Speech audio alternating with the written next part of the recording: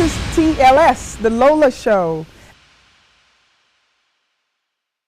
Hello Africa and welcome to the Lola Show. It's so nice to have you join us again on this edition of your favorite talk show. I am Lola Sanusy and this is the Lola Show, TLS.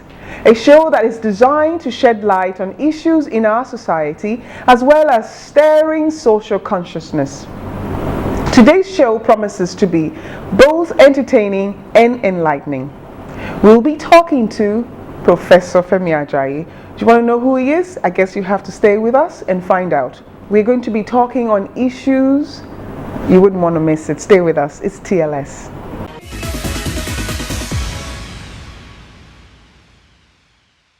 Hello Africa and welcome back to the Lola Show, TLS. Our guest tonight is of course Dr. Femi Ajayi. He's both an American as well as a Niger-American and a combination of so many other cultures. It is such a pleasure to have you and invite us to your office this afternoon. Thank you very much for inviting me. Professor Femi Ajayi was born in Oboayegule Ekiti local government in Kwara State, Nigeria. Professor Femi Ajayi received his PhD degree in political science from Clark Atlanta University, Atlanta, Georgia, with concentration in American government, international relations, and African politics. His MA in international relations with concentrations in global conflict resolutions and BA in public service from the University of Central Oklahoma, Edmond, Oklahoma. He was an executive director, Office of Secretary of State, Atlanta, Georgia. Prior to that, he worked with the Georgia Legislative Black Caucus in Atlanta, Georgia as well. He was the chairman of Olabisi Onabanjo Teaching Hospital, Shagamu, Ogun State, for a couple of years. And now he's a professor of conflict management and policy political science and public administration department at Babcock University. You can be accurately described as a multidisciplinarian, a professional who is an expert in African as well as American politics and economics. What do you say to all this international? Well, we thank God that even though before I left Nigeria, I was a teacher, both elementary and secondary school. Took myself back to the state to go and change, the course of my career, and that's why I went for bachelor's in public service, international relations for masters, and PhD in political science, public administration, for areas international relations as well. I just thank God that the opportunity God gave me to actually use my talent, use my skills in the States, which took me all the way to the first first foreigner as the executive director in the Office of Secretary of State, Professional Licensing Board in Meko. Before I got back, I was in charge of exam development and testing unit, which means for all professionals in the state of Georgia, you have to pass through my office before you can start your professional practice. So I have about almost 48 or more than that, projects that are actually licensed. The exam is what I took care of before I got back to Nigeria. I know I've been writing so much about Nigeria, criticizing the government, and then told on me that, well, let me just go and put my money where my mouth is. That is, give back to the community that actually brought me up before I jumped to the States. So you moved back the family to Nigeria? I moved down here, my wife joined me, then later again my children came to visit. How many years were you away in the States? Well, in the States? Yeah. You want me to say how much? I spent like a decade? I did 25 years before I finally, moved back to this country. You are, in short, an experienced international civil servant. Well, I would say that if I could move myself from bottom to the executive director in the States, I would say that. Can Nigeria, based on all the problems we face, is it a good place for diasporans to return to? If I call myself a man from diaspora, it means that I have no place to go to. So I'm not a diaspora. I know that I'm from Nigeria. I live abroad. Then come back to Nigeria because I have a place to return to. Being a diaspora means that you are lost. You have no. So that's not a flattering word to say. I've been telling you, even whenever they are try to actually make sure that people understand this one. We are not Nigerians in The diaspora. diaspora. We are Nigerians living abroad. But If you are in diaspora, I don't know where you are going. You have no home. You have no connection, nobody to even to relate with. Are you encouraging people to come back home? I will encourage them to come back. Those of us in abroad, what we are looking for is not too much.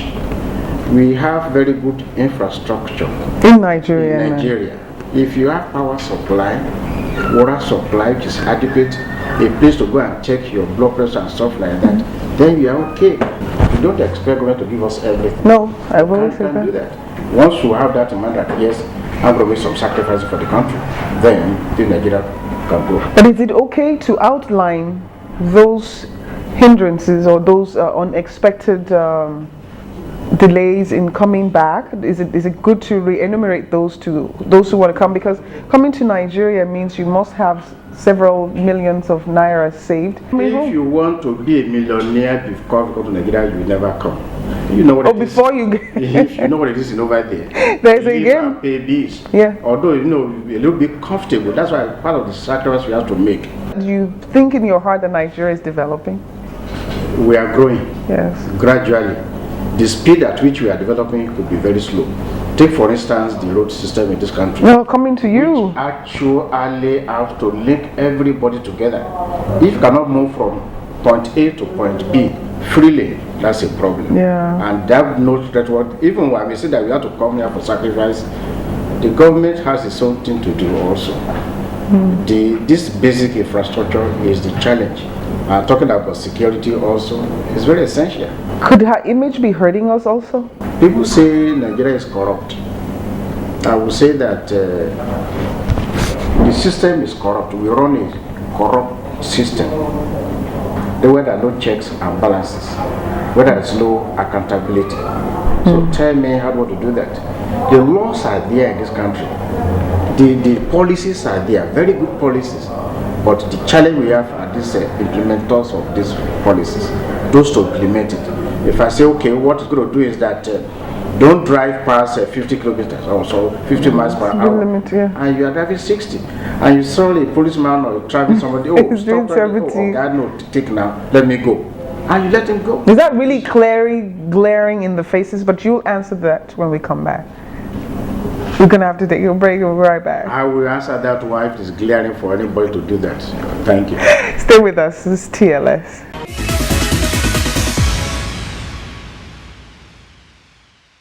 Hello and welcome back to the Lola Show. My guest on this beautiful Friday afternoon or Thursday or whenever you're watching this is Professor Femi Ajayi, a renowned public administrator. Of course, we call him international civil servant. You were going to answer the question of whether that is really glaring. That to this program, people are listening to this program in America and in... Call it the way it is. It is really glaring. Is the government doing enough to do the government this? is trying. Okay, like to curb this? There are laws, there are policies against that. That is going to actually curb that. But those of them who are implementing it are the problem. Implementation. You may be saying that government is this, is that. Who is the government? You. These are the government that are actually causing problems in this country. The government will say, okay, this is what you should do. But those of you are implementing are the one that actually, succeeding the government in terms of the good policies they have to revive this country. Are we saying that we are not capable of this leadership here yet? Nigeria is capable of even managing the affairs in the moon. Unfortunately, it's just the willingness for people to do it. Take for instance, Nigerians that are abroad, they occupy very big positions, they make policies, and they are doing. You were one of them. Well. Hey, I was lucky to be a part of that. And why can't we do the same way we come to Nigeria? But the moment they get to this country, something is there that is actually changing them. They find out that there are not enough incentives to come to Nigeria for. What type of incentive they want is just the enabling environment that will help them to work. What is an enabling environment? Because once you travel from here and you go to a different country, nobody prepares a bed or anything ready for you. The laws are there in other countries. And if you dare go against those laws, you'll be punished. The punishments are waiting you, regardless whom you are. But here, do it. You say, who cares? I had a cousin who was always speeding, and every time he got a ticket in America, he was always cited. From one mile to the next mile, he's all cited. Every moment he just speeding. And once I told him, I said, cousin, do you realize that you're fighting the computer? It's not just a human being you're fighting, because everything is in the programmed. And so every time you break a law, all they have to do is enter your name into the computer, and everything you've done prior comes out. It wasn't until he realized that he was not fighting against a human being, I'm talking myself out of this ticket, that he realized that he was in a big trouble. If he goes for that, they will discontinue from actually driving. Yeah, this is his license. That is where we think that the law is there watching you. But over here, we just have to, after everybody, Nigerians, you and myself, have to actually have a change of attitude, our mindset, that this is the law, and we have to do it. Nigeria has a great potential growth, and I think economically, we are growing. Nigeria is potentially rich. Forget about oil. Oh yeah, we know that. Go to our Greek section. Nigeria has what it takes to feed the whole world. The whole world? The whole world. I can't get banana. They are making so many products out of this cassava. And cassava can be grown anywhere in Africa, country. In Nigeria. Recently, the Minister for Agric displayed the use of flour, so many different forms, for bread, and that bread is very good. And some other things you can actually get from cassava. But do you believe that our population supports anything, even if you want to sell air? The population in Nigeria, even the labor, they are all available. I mean, how much are you going to pay them to go and do some family for you? Even beside the mechanized farming that they are doing, we still have some things that could be done for this country, potentially in terms of agriculture. We have the brain, we have the masterpiece. Look at India. They focused on this technology and then the electronic thing, and they're the master. Nigeria can do that also. If we have the power supply. This power supply is just essential. It has to be make sure that power doesn't go out at all in the country. And unfortunately, Nigeria doesn't have enough power supply, and we are supplying power to the Nigeria Republic. Yeah, we have to have a political. What kind of political thing you are doing that if your home is not stabilized? You can't stabilize that other country. What I'm saying is that power supply is just my focus, that the government should just do everything possible to make sure that, all these Okada riders we are finding, we have so many artisans among them. Of course. Who can use this power supply for their products, but it's not available. And all those companies go into other countries, you can stop them from going. And then you have so many people that can actually hire to work in this industry of powers. You need to be truthful and very honest before doing this country, and be committed if you can move economically forward. You're obviously enjoying your transition back to Nigeria. I see you're still glowing after living in America for 20-something years. Welcome back to Nigeria, but don't say anything. Stay with us. This is TLS. Thank you.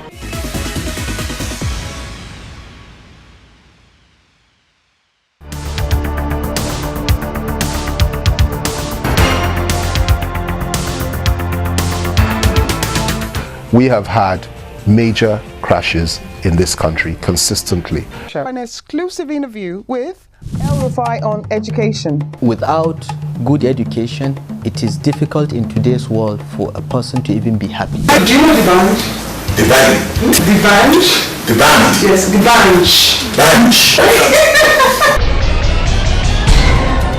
band. You're talking to me, talking to Nigeria. Sure. And talking to the whole world in general. Did you have any role to play in the death of the former Attorney General, Chief Bola Ige? For what purposes?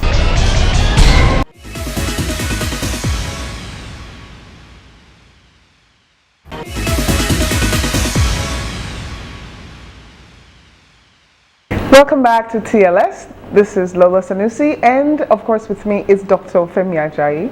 Tell us, in your view, what you think of the Obama administration continuing avoidance of visiting Nigeria. What does it say to us, and what does it say to the rest of the world? It's a very big, huge message Really? for Nigeria. Jimmy Carter came to Nigeria. Clinton came to Nigeria several times. Even Bush. George Bush came came to to Nigeria. He's telling you that We're the giants of Africa. I'm a black man. Originally, I'm from Africa. I made up myself to the president of the most powerful country in the world, United States of America. Which means, don't tell me that I don't have the ways, don't have the potential to make this country great. You can do it. It's not by mere saying that we are the giant of Africa. What means to be a giant? The stages of government are separated into three, even in America. The federal has its own responsibility, the states with its responsibilities, and of course the local government. But I find that in most cases, Nigeria, everything centers around the federal government. You don't even have what to call federalism. You don't practice that. It's a fake one we are practicing in this country. You see, you are practicing federalism. Those states are not free. Look, we are not free. You see the commissioner or whatever, commissioner for finance going to Abuja, staying there every month to get with this, to get that. They have to be very autonomous. Give them some freedom, all the states. What is Nigerian police doing to control the whole security in this country? The whole security. A state can control the security because they know the nooks and corners of their state. They should be able to fish out the bad eggs there, not the federal, what we call Nigerian police. I don't know why Nigeria are so scared to give security operations to the states. They are the ones. If the states are secured, the federal is secured. Then look at the money and the income, the budget, or something like that. Yeah, but they give allocation. The state should control whatever is coming from that state. You get me? They should control all things in that is why they're the state government. Pay a certain percentage to the government, to the federal government. For overall maintenance. The central government is too powerful in this country, and it's too strong, and they have to diverse that one to the states. What they did, that there will be some kind of nerve or cable connecting the state with the federal. You know what is done in the state. All these roads have to be maintained. If you don't maintain that of your road in your state, you won't get the federal government grant to conduct anything. The same thing on education. But the government has the central government has too much power. It's too much concentrated at the central. That's why we have some of those things happening.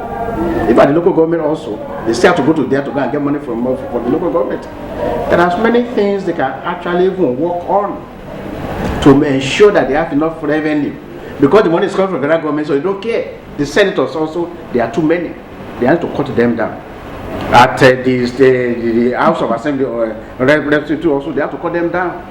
Even the only place I can suggest that they should make it permanent is at the federal level. The National Assembly. Yeah. That's okay. At the state level, what are they doing? How many times do they sit in a year? I was always wondering. Cut it off. Maybe they meet maybe 3 months, 4 months. And pay them sitting allowance. The same to go to the councillors. The councillors also should maybe once a week. And pay them as they sit. Then you at this council level you have the chairman, you have his wife on the payroll. What is he doing there? These are the wasting part of the resources for this country. Make it part-time. Let them do their job. Meet for maybe once a week at the local level. At the state level. Yeah. And then meet for 40 days in a year. Pass legislation, go back to your responsibilities again. And if you need them, call them back. Wow. But full time, they give them house, they give them mates, they give them cars. These are just wasting what they have to change in this country. We are teaching political studies. Now, what do you tell the youth who are going to be the leaders tomorrow?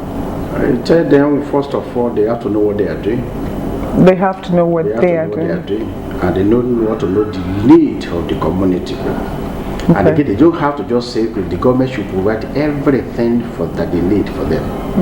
And again, they have to fear God. What do you take from Nigeria back to America when you talk to the people? What I will take to them, if I have to, given the talk to the youth when I get to Atlanta, It's about this leadership. Okay. They are the future of this country. But they despair. They have no connection to Nigeria. Yeah, what the program they are doing, I think you have one Nigerian Youth Alliance. Okay.